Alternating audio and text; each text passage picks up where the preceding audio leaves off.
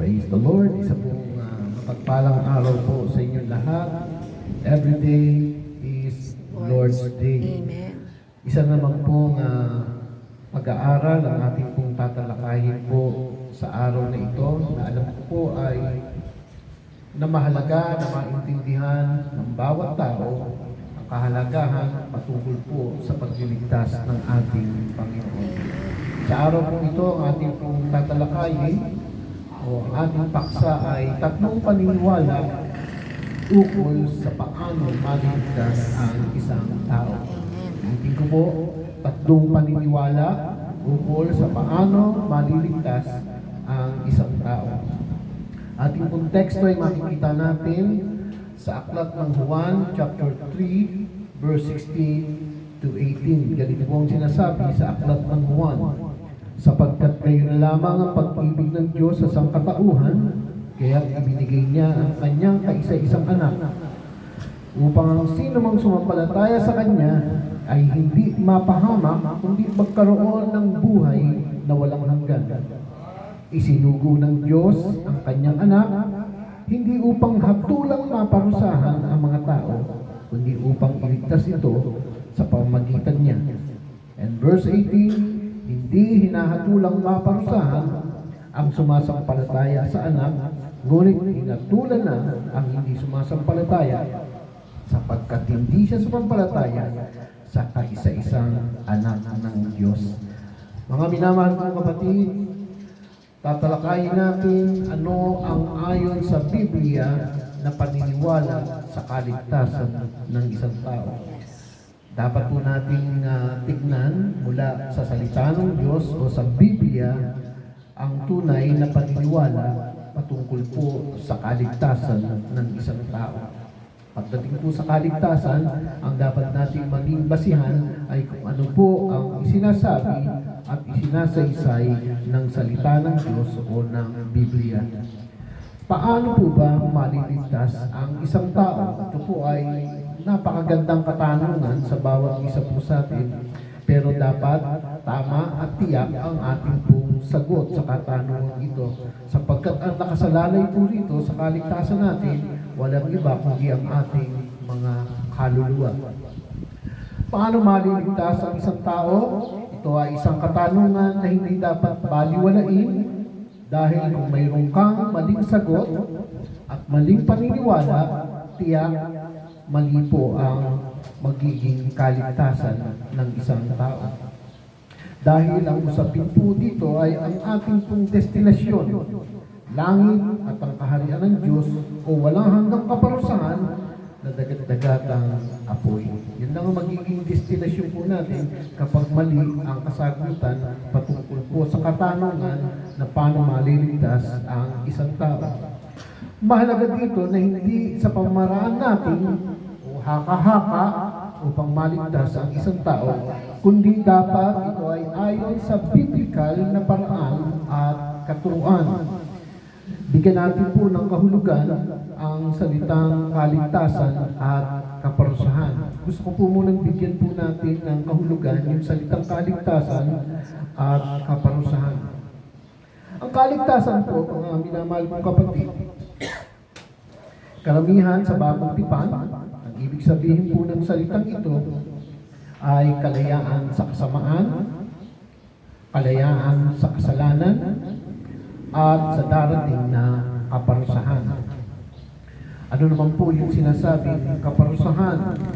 Ang kaparusahan po, ito ay ang pangalawang kamatayan. Ulitin ko po, pag sinabing kaparusahan, ito po yung ikalawang kamatayan.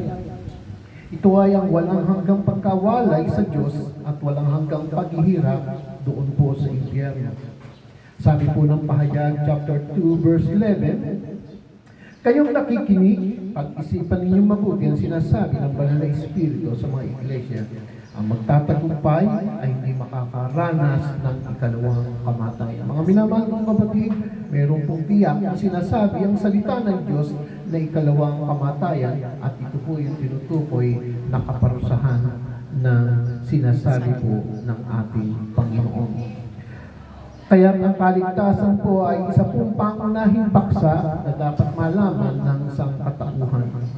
Marami hong paksa tungkol po sa Biblia, pero dapat po muna mauna po natin na maintindihan at maunawaan ang kaligtasan. Ito ay dahilan bakit po naparito ang anak po ng Diyos. Ayon po sa ating pong teksto, sapagkat kay na lamang ang pag-ibig ng Diyos sa sangkatauhan, kaya't ibinigay niya ang kanyang kaisa-isang anak upang ang sino mang sumampalataya ay di mapahamak kung hindi magkaroon ng buhay na walang hanggan. So nandun yung kaparusahan at nandun din po yung kaligtasan. Ano ang dahilan? Bakit po marami ang hindi sumasampalataya bagkus ay naligaw dahil po sa maling paniniwala tungkol sa kaligtasan? Ulitin ko po yung tanong ko, ano ang dahilan? Bakit marami ang hindi sumasampalataya bagkus ay naligaw dahil sa maling paniniwala tungkol sa kaligtasan? Ang Biblia po ay may sagot po kung bakit marami po ang naligaw. Sabi po kasi ng 2 Korinto chapter 4 verse 4, hindi sila sumasampalataya sapagkat ang kanilang isip ay binulag ng Diyos ng kasamaan ng daigdig nito. Yung tinutukoy pong Diyos ng kasamaan ng daigdig nito, walang iba kundi po si Satanas na siyang bumubulag sa kaisipan po ng mga tao. At ang sabi po rito, upang hindi nila makita ang liwanag ng magandang balita. So tinatakpan po at binubulag ni Satanas ang kaisipan ng mga tao upang hindi po nila masilayan ng liwanag ng magandang balita tungkol sa kaluwalhatian ni Kristo na siyang larawan ng Diyos. Yun lamang po ang dahilan.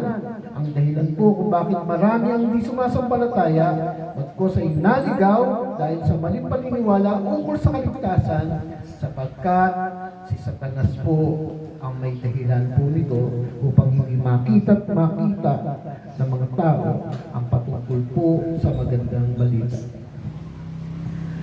At tayo kung tingnan po natin sa ngayon, ano po yung ayon sa Biblia na paniniwala sa kaligtasan po ng tao. Gusto po kayong dalhin sa aralin po ito upang makita po natin kung ano yung paniniwala na ayon sa Biblia para po sa kaligtasan ng tao. Mayroon pong tatlong paniniwala na pinangahawakan ng maraming tao. Ulitin ko po, mayroon pong tatlong paniniwala na siyang pinangahawakan ng mga tao patungkol po sa kaligtasan. At ito po ang nais kong ipakita sa inyo kung ano ang tunay na paniniwala na dapat maranasan para sa kaligtasan.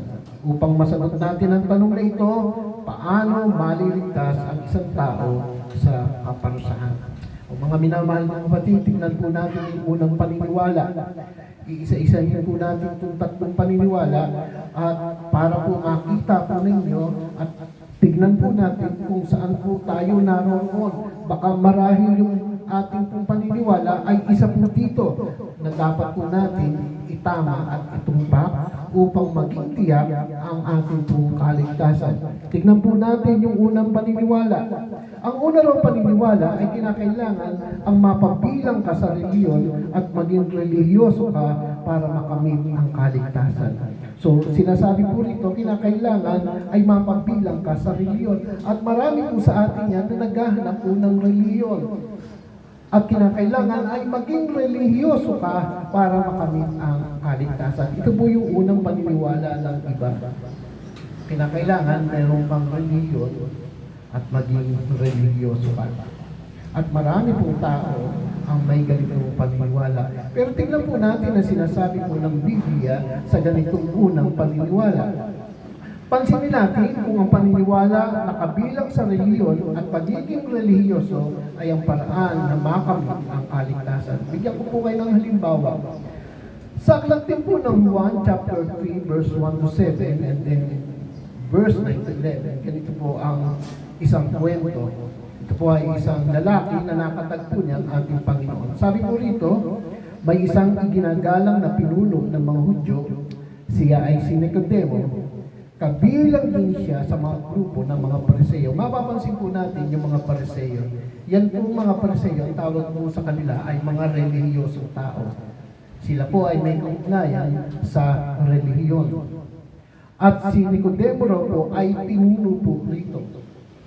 Isang gabi, pumunta siya kay Jesus at sinabi, Guro, nalalaman po namin kayo isang tagapagturo mula sa Diyos, sapagkat walang makagagawa ng mga himalang ginagawa ninyo kung wala sa inyo ang Diyos. Sumagot si Jesus, pakatandaan mo, malibang ipanganak na muli ang isang tao, hindi niya makikita ang paghahari ng Diyos. At sabi po ni Nicodemo ay ganito, paano po may panganganak pang muli ang isang taong matanda na? Makapapasok pa ba siya sa sinapupunan ng kanyang ina para muling isilang? Tanong ni Nicodemo.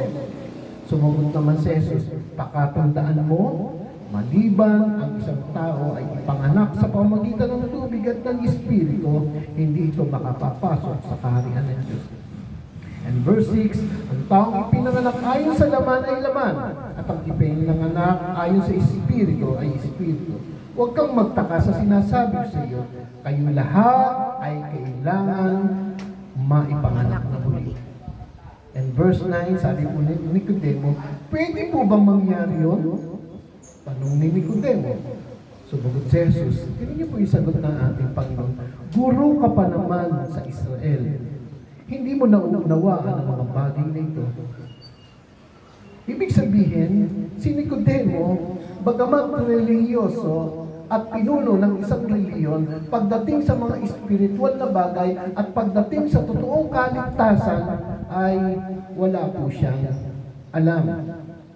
Tanda natin, si Nicodemo ay relihiyosong tao, prominenteng tao sa kanilang bayan at ginagalang. May mataas na katungkulan sa kanilang reliyon. Pagdating sa mga alituntunin at kautusan, sa kanilang simbahan ay mahigpit po siyang tagatupad. Laman siya ng simbahan, lagi po siya sa pananalangin, nagkakaloob, nag-aayuno, nagsasakripisyo, at alam ang 10 utos ng Diyos. Yan po ang mga reliyoso. Laman ng simbahan, lagi pong nananalangin, nag-aayuno kung kinakailangan, nagsasakripisyo, at lagi pong laman ng simbahan. At siyempre, alam ang 10 utos ng Diyos. Dedicated po siya sa kanyang reliyon sa pagsasagawa ng mga ritual. Pero nakalulungkot mga kapatid, nung nakausap niya ang Panginoon patungkol po sa paghahari ng Diyos at kung paano maliligtas ang isang tao at kung paano papasok sa kaharian ng langit, ay hindi po niya alam. Hindi po niya alam ang paraan kung paano makapapasok sa kaharian ng Diyos. Mga minamahal kong kapatid, ng si Jesus po ay naparito hindi upang magtatagpo ng reliyon. Ulitin ko po. O baka akala po ng iba, kaya po naparito ang ating Panginoon ay para po magtatag ng reliyon. Nagkakamali po tayo. Nung naparito po ang ating Panginoon ay hindi po para magtatag ng reliyon, kundi itatag ang kaharian ng Diyos sapagkat nagnanais ang ating Panginoon na marami ang makapasok sa kaharian ng Diyos. At simple po ang salita ng ating Panginoon na kanyang sinabi, maliban na maipanganak sa Espiritu ang isang tao, ay hindi siya makakapasok sa kaharian ng langit. So, para po sinasabi ng ating Panginoon, hindi kailangan ng isang tao na siya magpamembro sa kanyang reliyon o magkaroon siya ng reliyon at maging relihiyoso ang tao para sa ipagharian po ng Diyos. Ang kinakailangan niya ay magkaroon siya ng totoong ugnayan sa Diyos. At ito yung nangyayari lamang kapag ang isang tao ay naipanganak na muli. Hindi sapat ang may reliyon at relihiyoso ang isang tao upang maligtas o maranasan ang kaligtasan. Mga minamahal kong kapatid, ganito rin ang ilan sa atin na sa pamagitan ng iyong reliyon maliligtas ang isang tao. Kaya ngayon sinasabi nila, kinakailangan pumasok ka sa aming reliyon, pumasok ka sa aming simbahan, kinakailangan maging membro ka ng simbahan ito. Mga minamahal kong kapatid, kahit 10 simbahan pa na ikaw ay magpamiyembro, kung ikaw ay hindi totoong miyembro doon mula sa langit, ay wala po itong kaugnayan upang ikaw ay maligtas. Sabi po ng verse 7 ng ating Panginoon, huwag kang magtaka sa sinasabi ko sa iyo, kayong lahat, pansinin po natin yung sinasabi, kayong lahat ay kailangan ipanganak na muli. Amen. Ang paraan po para makapasok sa kaharian ng langit at maligtas ay kinakailangan siya ay maipanganak mo ng muli. You must be born again. Yan po ang sabi sa English translation. Hindi ang pagiging kabilang sa reliyon at pagiging reliyoso ang sagot sa kaligtasan sa tiyak na kaparusahan. Tandaan po natin, ang born again ay hindi po isang grupo at hindi po isang relihiyon. Ang born again po ay isang karanasan ng isang tao na kung paano ay kinilala niya at sumampalataya siya sa Panginoon na siyang Panginoon at tagapagligtas ng kanyang buhay. Intindihan po natin yung unang paniniwala. Marahil kapatid, baka nasa ganito ka ang unang paniniwala. Na ang paniniwala mo, patuloy ka naghahanap ng tamang reliyon, patuloy kang naghahanap ng tamang simbahan, patuloy ka naghahanap ng isang magandang reliyon, at ninanais mo na maging reliyoso ka, nagkakamali ka kapatid. Hindi yan po ang hinahanap ang reliyon. Ang hinahanap ay si Kristo. Tingnan naman po natin yung pangalawang paniniwala. Sabi po ng pangalawang paniniwala, ang maging mabuting tao para makamit ang kaligtasan. Madalas naririnig po natin yan kapag may patay, nasabi po natin, mabuting tao yan, sigurado makakarating sa langit. Nang nabubuhay yan, mabait na tao yan, matulungin sa kapwa. Totoo naman po yun, mahalaga yung maging mabuting tao ka, maging matulungin ka sa iyong kapwa, maging tagasunod ka sa mga bagay na mga mabubuti. Pero mga minamahal kong kapatid, tingnan po natin kung anong sinasabi ng Biblia, kung ito nga ba ang paraan para maligtas po ang isang tao. Pansinin po natin ang paniniwala ng pagiging mabuting tao para makamit ang kaligtasan. Bigyan ko po kayo ng halimbawa. Sa aklat po ng mga gawa, chapter 10, verse 1 to 2, and then 22. Sabi po ng kwento, sa Cesarea ay may isang lalaki na nagngangalang Cornelio. Meron daw pong isang lalaki ng pangalan ay Cornelio. Isa siyang kapitan sa batalyong Italiano na hukbong Romano. Ibig sabihin, itong lalaki po si Cornelio ay isa pong kapitan. Siya ay isang debotong tao. Pansinin po natin, siya ay isang debotong tao. Siya at ang buo niyang pamilya ay sumasamba sa Diyos. So, bagamat kapitan po siya, meron po siyang takot po sa Diyos. Siya ay matulungin. Pansinin po natin yung salita po na yun. Siya ay matulungin sa mga Hudyo at lagi nananalangin sa Diyos. So, itong taong to, mabuti na, mabait na, relihiyoso pa. Sumagot ang mga lalaki. Tingnan niyo po yung verse 22. Sumagot ang mga lalaki, kami pinapunta dito ni Kapitang Cornelio. Siya ay isang mabuting tao, may takot sa Diyos, at iginagalang ng mga Hudyo. Sinabi sa kanya ng isang anghel na ipasundo kayo at pakinggan ang sasabihin ninyo. Mga minamahal kong kapatid, si Cornelio ay hindi po tulad ni Nicodemo na leader ng isang simbahan. Hindi po siya lubusang relihiyoso. Siya ay debotong tao at mabuting tao. Matulungin po sa kapwa si Cornelio. May paggalang sa kapwa. Mataas ang moralidad.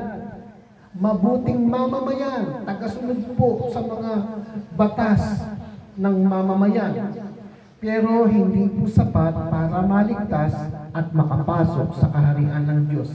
Kailangan niya ang kaligtasan na biyaya ng Diyos sa pamamagitan ni Jesucristo. Kaya nga po itong si Cornelio po ay pinapunta po ron para po makilala niya ang Panginoong Jesucristo para maranasan niya ang tunay na kaligtasan. Ano po sinasabi ng Biblia sa mga taong nag-aakalang sila'y mabuting tao na ang paraan ng kaligtasan ay sa pagiging pagpapatuloy na pagiging maging mabuting tao? Ulitin ko po, tama po ang pagiging mabuting tao, pero tatandaan po natin ang sinasabi ng Isaiah 64, chapter 64, verse 6, lahat tayo'y naging marumi sa harapan ng Diyos. Ulitin ko po, lahat tayo'y naging marumi sa harapan ng Diyos. ang mabubuting gawa natin maruming basahan ang katulad. Pansin po natin sinasabi ng Biblia, yung ating mga mabubuting gawa, kapag ipresenta natin sa harapan ng Diyos para sabihin natin, Panginoon, kinakailangan ako ay ligtas sapagkat mabuti ang aking ginagawa. Pero pag tinignan po ng Diyos to, maruming basahan lamang po sa Kanya. Hindi natin pwedeng ipresenta yung mabuting gawa natin sa Kanya. Hindi natin pwedeng ipagmalaki na para tayo makapasok sa kaharian ng Diyos dahil mabuti ang ating ginagawa. Tandaan din po natin ang sinasabi ng Biblia sa aklat po ng Efeso chapter 2 verse 8 and 9, sapagkat dahil sa kagandahan loob ng Diyos, kayo ay naligtas sa pamamagitan ng pananampalataya. Ang kaligtasan ito'y kaloob ng Diyos at hindi sa pamamagitan ng inyong sarili. Hindi itong bunga ng inyong mga gawa. Kaya walang dapat ipagmalaki ang sino man. Napakalinaw po ng sinasabi ng Biblia na ang ating mga gawa at ang ating mga mabubuting gawa ay hindi po natin pwedeng ipresenta sa Diyos at sasabihin po natin dahil ako ay may mga mabubuting gawa kaya karapat-dapat lamang akong maligtas. Tandaan po natin, ito ay isang uri na dati ang panahon kapag ganito ang ating sinasabi, ito ay ipagmamalaki natin ang ating sarili sa harapan ng Diyos. At tandaan po natin, at sabi ng Isaiah 64 verse 6, ito raw ay tulad lamang ng maruming basahan sa harapan ng Diyos. Ang pangunahing pagparito ni Jesus dito sa lupa ay hindi upang ikay maging mabuting tao. Ulitin ko po.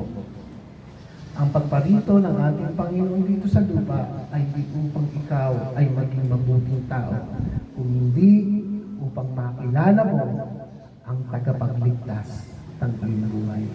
Sa Gawa chapter 4 verse 12, sabi po ng Bible, sa Kanya lamang matatagpuan ang kaligtasan. Kanino po? Kay Jesus. Sapagkat walang ibang pangalan ng sino mang tao sa mundong ito na ibinigay ng Diyos sa mga tao upang tayo ay maligtas. So napakalinaw po ng sinasabi ng Biblia, walang sino man na pangalan ng tao dito sa lupa o sa mundo na ibinigay ang Diyos para pumaligtas ang isang tao. Kung hindi ang kaligtasan ay matatagpuan lamang kay Kristo at hindi matatagpuan sa iyong mga mabubuting gawa. Mga minamahal mong kapatid, ganito rin ang ilan sa atin. Sa pamamagitan ng pagiging mabuting tao, sabi nila ay makakapasok sila sa kaharian ng Diyos o kaya sila ay maliligtas. Ito ang tugon sa iyo. Hindi sapat ang pagiging mabuting tao kung hindi ang pagkilala na hindi mo kayang iligtas ang iyong sarili, kung hindi sa pananampalataya sa kamatayan lamang ni Jesus. Kailangan mo ang Espiritu ni Kristo na manahan sa iyong puso. Hindi ang pagiging mabuting tao at pagiging matuwid sa sarili ang sagot para sa kaligtasan sa tiyak na kaparusahan. Kasi kung ang ipagmamalaki natin ay mabuti natin para tayo ay maligtas, mawawalan po ng saysay ang kamatayan ni Kristo. Hindi na po kinakailangan ni Kristo na bumaba pa rito sa lupa at mamatay sa krus ng Kalbaryo kung ang magiging basihan lamang ay ang pagiging mabuting tao natin. Hindi na po kailangan. Pero dahil kailangan po at ang tao ay lahat ay makasalanan, kaya po si Kristo ay naparito para po tayo iligtas sa tiyak na kaparusahan. Malinaw po ba sa inyo yung pangalawa? Marahil may ilan sa atin na ang pinangahawakan para maligtas ay ang pagiging mabuti. Kaya patuloy siya sa paggawa ng mabuti para sa kaligtasan. Ay hindi po yan, kapatid. Tama po na maging mabuting tao ka. Pero pagdating sa kaligtasan, hindi po yan ang magiging basihan para ikaw ay maligtas. Mga minamahal mga kapatid, tignan po naman natin ang pangatlong paniniwala. Sa pangatlong paniniwala, tignan po natin ito sapagkat ito ay biblical na paraan na paniniwala. Sapagkat ito po ang nais at hinahanap ng ating Panginoon na paniniwala para po sa kaligtasan. Ang pangatlong paniniwala, ang pananampalataya kay Jesus para makamit ang kaligtasan. Ulitin ko po, ang pangatlong paniniwala, ang pananampalataya kay Jesus para makamit ang kaligtasan. Pansinin natin kung ang pananampalataya kay Jesus ang paraan para makamit ang kaligtasan, ito ay ang pananampalataya na si Jesus ang tanging tagapagligtas, ang daan sa kaligtasan at naglilinis ng kasalanan po ng tao. Sabi po ng Juan, chapter 1, verse 29, kinabukasan nakita ni Juan si Jesus na papalapit sa kanya. Sinabi niya sa mga tao, narito ang tupa ng Diyos na inihandog upang mag-alis ng kasalanan ng mga tao sa mundo. Sabi po sa English translation, gusto ko pong tingnan natin. The day after, John sees Jesus coming to him and says, "See, here is the Lamb of God who takes away the sin of the world." Bakit singular po yung sin na ginamit, hindi sins?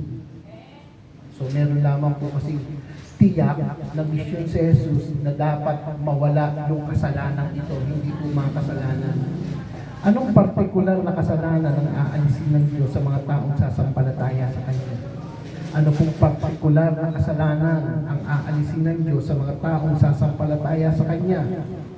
Ito ay ang kasalanan na nagdulot ng pagkahiwalay ng tao mula sa Diyos. Ito po yung naman ng kasalanan mula kay Adan. Ito ang ugat ng lahat ng kasalanan ng tao. Ulitin ko po, yung minanang kasalanan ng tao mula sa kasalanan ni Adan, ito po yung ugat ng lahat ng kasalanan ng tao. So, marami pong klaseng mga kasalanan, iba't iba po yung kasalanan, pero meron pong ugat. Si Jesus ay hindi po naparito doon sa mga iba't ibang kasalanan. Naparito po siya para lamang po dun sa ugat ng kasalanan. Kasi kinakailangan yung ugat po talaga ang mawala. Ano po yung ugat ng kasalanan? Ito po yung minana natin na kasalanan mula kay Adan at Eva. Sapagkat kung ang tinutukoy ang mga kasalanan natin, maaaring bigo si Jesus dahil hanggang ngayon ay may mga kasalanan pa rin na nagagawa ang tao. Kung ang tinutukoy na kasalanan dito ay yung iba't ibang mga kasalanan na nagagawa natin, ay maaaring magsasabihin natin na bigo si Jesus. Kasi nagpapatuloy pa rin yung kasalanan na yun. Pero alam niyo po ba kung ano po kasalanan na tinutukoy na ipinarito ng ating Panginoon, yung kasalanan na nakapaghiwalay sa tao mula sa Diyos. At ito po yung kasalanan na ito na dapat alisin ni Kristo sa buhay po ng tao. Bigyan ko po kayo ng halimbawa. Lucas chapter 19 verse 1 to 10. Kung bakit ang pagsampalataya kay Jesus ang siya pong paraan para po maligtas ang isang tao. Lucas chapter 19 verse 1 to 10. Pumasok sa Jesus sa Jericho at naglakad sa kabayanan. May isang tao roon ang pangalan ay Sakeo, isang pinuno ng mga maniningil ng buwis. Pansinin po natin, si Sakeo raw po ay maniningil ng buwis at napakayaman. Sinikap niyang makita si Jesus upang makilala kung sino ito. Ngunit sa dami ng tao, hindi niya ito makita dahil siya'y pandak. Kaya't patakbo siyang nauna sa daanan ni Jesus at umakyat sa isang puno ng sikamor. Pagtapat ni Jesus sa lugar na iyon, tumingala siya kay Sakeo at sinabi, "Sakeo, bumaba ka agad, sapagkat kailangan kong tumuloy ngayon sa iyong bahay." Nagmamadaling bumaba si Sakeo at tuwang-tuwa na tinanggap si Jesus sa kanyang bahay. Lahat ng nakakita na ito ay nagbulong-bulong. Ay, syempre, nagchismisan yung mga nasa paligid dahil kilala po nila si Sakeo. Nakituloy siya sa isang makasalanan. Tingnan yung sabi ng mga tao po sa paligid. Sa dinami-dami ng tao na tutuluyan, bakit si Sakeo? Bakit doon sa isang makasalanan? Tumayo si Sakeo at sinabi niya kay Jesus, "Panginoon, ipamimigay ko po sa mga mahirap ang kalahati ng aking mga kayamanan at kung ako'y may nagdadayang sino man, isasaoli ko ito sa kanya ng maka-4 na beses." At sinabi sa kanya ni Jesus, tingnan niyo po yung sabi ni Jesus, "Ang kaligtasan ay dumating ngayon sa sambahayan ito sapagkat anak din ni Abraham ang tao." Tanong, naligtas po ba si Sakeo? Opo, sapagkat mismo sa salita ng ating Panginoon na ang kaligtasan daw ay dumating ngayon sa sambahayan ito. Sapagkat ang sabi niya, ang anak ng tao ay napalito upang hanapin at iligtas ang naligaw. Pansinin natin mga kapatid, Si Sakeo ay hindi relihiyoso, katulad ni Nicodemo. Hindi rin po siya mabuting tao, katulad ni Cornelio. Siya ay madayang tao, mandaraya po siya, at masamang tao. Siya ay makasalanan sa paningin ng Diyos at ng mga tao. Yan po yung kondisyon at kalagayan po ni Nicodemo. Ngayon ang tanong, paano po naranasan ni Sakeo ang kaligtasan kahit hindi siya reliyoso? Hindi rin po siya mabuting tao katulad ni Nicodemo. Hindi rin malamang palasigbat si Sakeo. Hindi rin paladasal. Hindi rin po siya laman ng simbahan. Si Sakeo makamaramot na tao. Nagpayaman para sa kanyang sarili lamang. Kaya nga galit sa kanya ang mga kapitbahay po niya. Pero bakit siya po ay naligtas? Simple lang po ang sagot. Si Sakeo ay sumampalataya sa ating Panginoon at inamin niya na siya po ay makasalanan sa harapan po ng Diyos. Hindi niya sinabi, mabuti rin naman akong tao. Hindi niya po sinabi po yun, ay sa simbahan nagbibigay naman din ako. Hindi po yun. Ang sabihin po rito, kinilala ni Sakeo na siya ay makasalanan. At kinakailangan niya ng tagapagligtas na magliligtas para sa kanya. Walang iba kundi si Hesus Kristo. Ano po ang sinasabi po kasi ng Biblia? Sabi po ng Biblia, Roma chapter 3 verse 10, ayon sa nasusulat, walang matuwid, wala kahit isa. Sabi rin po ng Roma chapter 6 verse 23, sapagkat kamatayan ng kabayaran ng kasalanan, ngunit ang libreng kaloob ng Diyos ay buhay na walang hanggan sa pamamagitan ni Kristo Jesus na ating Panginoon. Ang tanging paraan para makamit ang kaligtasan ay ang pananampalataya sa ginawa ni Jesus sa krus ng Kalbaryo. Ano ba yung ginawa ni Jesus sa krus ng Kalbaryo? Ang ginawa ni Jesus sa krus ng Kalbaryo ay inalay niya ang kanyang buhay, pamalit para sa mga taong mga makasalanan. Sapagkat ang tao po, hindi niya kayang bayaran ang kanyang kasalanan. Kinakailangan pong merong magbayad. At hindi mo pwedeng magbayad ang isang ordinaryong tao. Kinakailangan ang magbayad ay ang walang bahid dungis na kasalanan. At ito ay sa pamamagitan ni Hesus Kristo. Kaya nga binanggit natin kanina, sabi ni Juan, ito, sabi, Lamb of God. Yung Lamb of God, pag sinasabi ko yun, ito yung mga inosenteng mga tupa na walang bahid karumihan. Yun po ang dapat ihandog, pambayad sa kasalanan. At ang ginagawa ko nung pinapatay po yung tupang yun, kinakailangan itigis yung dugo. At si Kristo po ay ganun ang ginawa. Pambayad sa kasalanan ng mga tao ang kanya pong dugo. At yun ang dapat natin kilalanin, na wala tayong kakayanan na iligtas ang ating sarili. At ito lamang ay sa pamamagitan ng pananampalataya sa ating Panginoon. Roma chapter 5 verse 6, 8 and 10, ganitong sinasabi, sapagkat kung tayo mahihina pa, namatay si Kristo sa takdang panahon para sa mga makasalanan. In verse 18, ngunit ipinadama ng Diyos ang kanyang pag-ibig sa ating nang mamatay si Kristo noong tayo'y makasalanan pa. So, hindi namatay si Kristo para sa iyo dahil ikaw ay mabuti. Namatay si Kristo sa iyo dahil ikaw ay makasalanan. Kaya sa pamamagitan ng kanyang dugo, verse 9, tayo ngayon ay napawalang sala at tiyak na maliligtas tayo sa pupot ng Diyos. Verse 10, dati tayo mga kaaway ng Diyos, ngunit tinanggap na niya tayo bilang mga kaibigan sa pamamagitan ng pagkamatay ng kanyang anak. At dahil dito, tiyak na maliligtas tayo sapagkat si Kristo ay buhay. Nakita po natin, meron tayong tagapamagitan. Walang iba kundi si Kristo ang kanyang kamatayan. Si Sakeo ay inamin niyang siya'y makasalanan at nagsisi. Nanalig na si Jesus ang tanging tagapagligtas.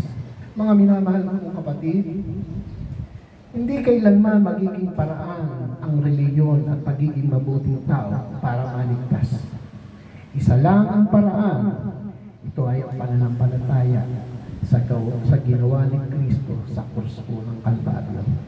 Ang kaligtasan po ay pagkalibre mula sa panganib at kahatulan. Ang tao ay maliligtas sa pamamagitan po ng pananampalataya. Una, kinakailangan mo siyang marinig o malaman tungkol sa Ebanghelyo. Ang mabuting balita tungkol sa kamatayan at pagkabuhay na muli ni Kristo. Pagkatapos, kinakailangan niyang manalig at buong pusong ilaga ang pananampalataya kay Jesus. Nakapaloob dito ang pagsisisi, ang pagbabagong isipan patungkol sa kasalanan at kay Kristo at pagtawag sa pangalan ng ating Panginoon. Mga minamahal kong kapatid, sa ating pong tinalakay sa umagang ito, hari nawa na inyo pong naunawaan at naintindihan kung paano po ang totoo ang isang tao ay makapagpasok sa kaharian ng langit. Kung ikaw po, kapatid, ay nasa unang po na paniniwala, hindi po yan ang paraan. Kung ikaw ay nasa ikalawang paniniwala, hindi po yan ang paraan para maligtas. Tandaan mo, ang pangatlong paraan lang ay ang pananampalataya sa ginawa ni Kristo sa krus ng Kalbaryo. At kung hindi ka pa ngayon ligtas, kapatid, hinahamon po kita sa naikling panalangin ito bilang pagsampalataya at pagtanggap kay Jesus na siya lamang yung Panginoon at tagapagligtas ng iyong buhay. Sumabay ka po sa maikling panalangin ito. Sabihin mo, Panginoon, kinikilala ko po na ako'y isang makasalanan, na hindi ko po kaya iligtas ang aking sarili sa pamamagitan ng pagkakaroon ng relihiyon at pagiging isang mabuting tao. Kailangan po kita, Jesus, na siyang nagbayad sa lahat ng aking mga kasalanan. Panginoong Jesus, kinikilala ko po ang iyong kamatayan sa krus ng Kalbaryo at kinikilala ko po ang iyong muling pagkabuhay. Sumasampalataya po ako na ikaw ay Diyos, na ikaw ay Panginoon, na ikaw ay tanging tagapagligtas ng aking buhay. Tinatanggap po kita ngayon sa aking puso. Binubuksan ko po, Panginoon, ang aking puso at ikaw ay manahan sa akin. Nais ko po maranasan ang kapanganakang muli na siyang ipinagkakaloob mo sa lahat ng sumasampalataya. Ito po ang aking dalangin sa pangalan ni Jesus. Amen at amen. Purihin po ang Panginoon. Kung kayo po ay napagpala, patuloy lamang po kayo sa pakikinig sa ating pong mga talakayan patungkol po sa kaligtasan. God bless po sa inyong lahat. Purihin po ang Panginoon sa kanyang mga salita na nahayag po sa ating kalagitnaan. Tunay nga po na ang biyaya ng kaligtasan ang kailangan po ng sanlibutan. Kailangan po na magkaroon tayo ng world vision na abutin ang bawat tao. Amen, mga kapatid. Hindi natin yun magagawa in our own effort, di ba? Kundi sa gabay po ng banal na Espiritu ng Diyos na nananahan sa atin. Nagayang tayo ng salita ng Diyos, hindi dahil yun yung kagustuhan natin lamang, kundi ito yung nais na udyok sa atin ng banal na Espiritu na gawin, at ito ang tamang gawin. So sa mensahe po ng ating Panginoon, aling paniniwala ang iyong pinanghahawakan sa iyong buhay. Ating pong dapat na maunawaan na hindi sapat ang may relihiyon at relihiyoso ang isang tao upang maligtas o maranasan ang kaligtasan. Hindi rin sapat ang pagiging mabuting tao at pagiging matuwid upang maging sagot para maligtas sa tiyak na kaparusahan. Bagkus ang tao ay maliligtas lamang sa pamamagitan ng pananampalataya. Alam po? At yun po yung kaninang binigay na hakbang ng ating pastor. Kaya't atin pong sama-samang alalahanin ang kamanghamanghang biyaya ng Diyos tungkol sa kaligtasan na ating naranasan sa pamamagitan lamang ng natapos at kumpletong ginawa ni Kristo Jesus doon sa krus ng Kalbaryo.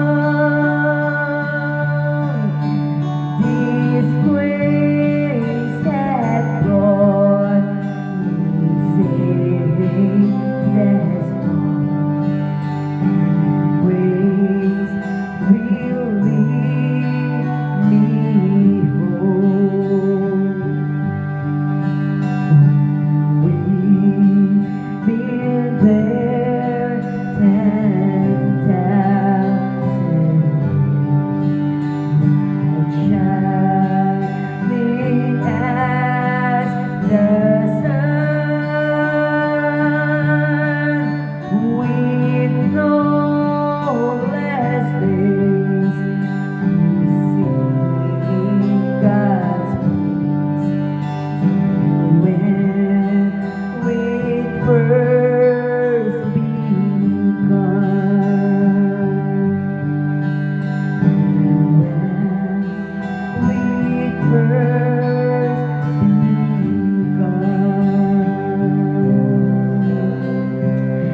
Thank you, Lord, for your amazing grace. Hallelujah, Jesus.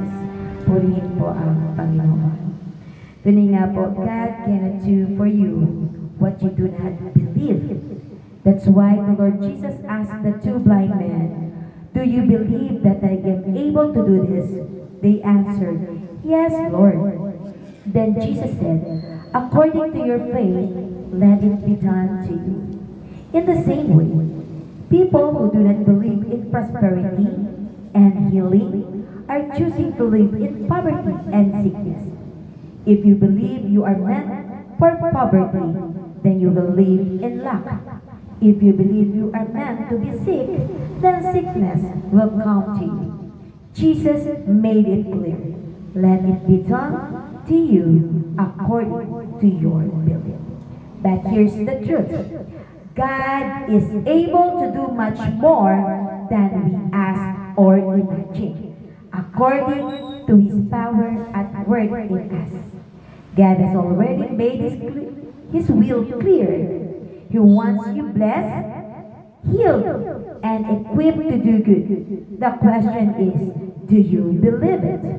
Remember, it only happens to those who believe. If you believe, confess it now. Lord, I believe. Lord, we're here to give thanks with a grateful heart because we truly believe your complete work on the cross. Sa Diyos po ang papuri.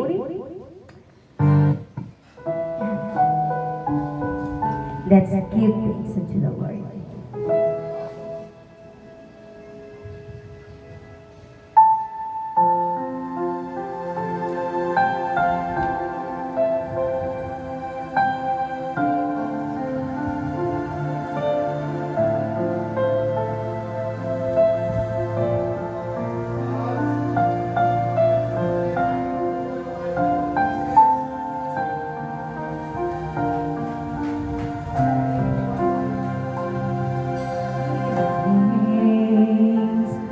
With a grateful heart, give thanks to the Holy One. Give thanks because He's given Jesus Christ, His Son. Give thanks with a grateful heart. Give thanks to the Lord. Give thanks because He's given Jesus Christ, His Son. And now let the weak say, I am strong. Let the poor say, I am rich because of what the Lord has done for us. And now let the weak say, I am strong. Let the poor say, I am rich because of what the Lord has done for us. Oh, give thanks. Yes, Lord, ito po'y ating panalangin sa'yo. Give thanks with a grateful heart. We give thanks unto the Lord. Give thanks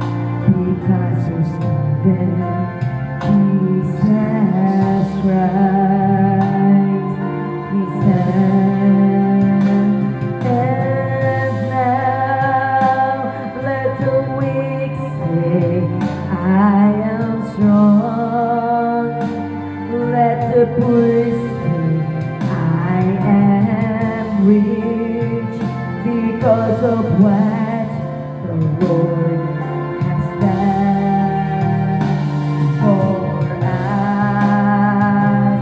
And now let the weak say, I am strong. Let the poor say, I am rich because of what the Lord has done for us. Give thanks, oh we give thanks. Thank you, Jesus, for everything that you have done for us. Thank you, Jesus. In Jesus' name, amen and amen. Palapakan po natin ang ating Panginoon. Marami po tayong ipagpapasalamat at lahat po ay ating pong ipagpapasalamat sa kabutihang loob po, kagandahang loob po ng Diyos sa bawat isa sa atin. Tayo po ay sama-sama pong magwawakas sa pananalangin sa oras na to, sa pangunguna